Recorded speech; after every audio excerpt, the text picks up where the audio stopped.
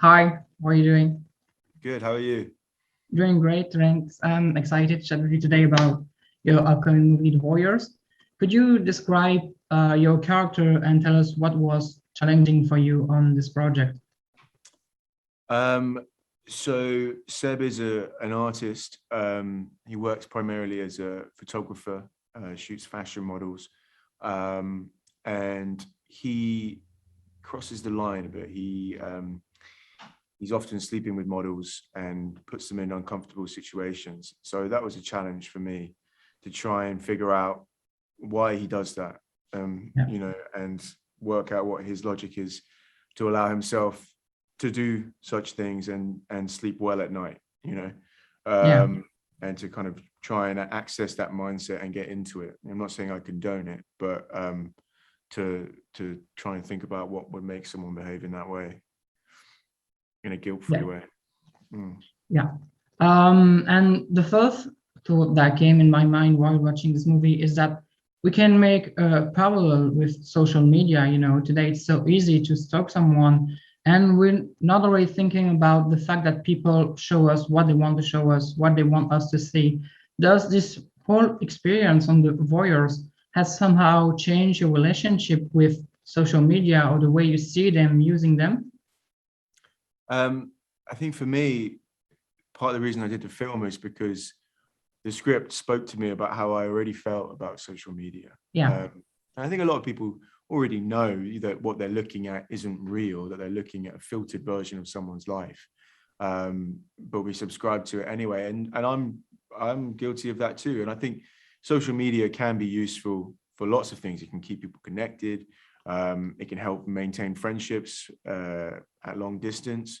It can be a good source for news potentially. I mean, that's up for debate as well if it gets curtailed to just exactly what they think you want to read, etc. But yeah, so I suppose that's part of the reason. It hasn't really changed my opinion about it. yeah, It's just part of the reason that I wanted to be part of this script, you know.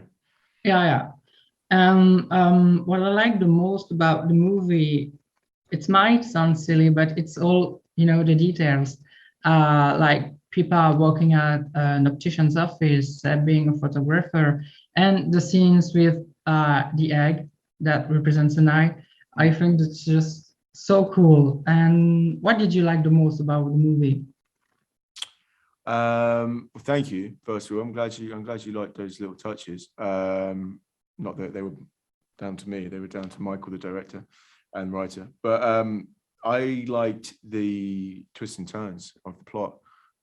When I first read it, it it really I really didn't know what was coming next, and I feel that's quite rare. I mean, I'm a bit of a cinephile, and I've read so many scripts as an actor, so I feel like I often have a good gauge of what's coming next. Yeah, But this really took me by surprise, and that's an element I loved about it.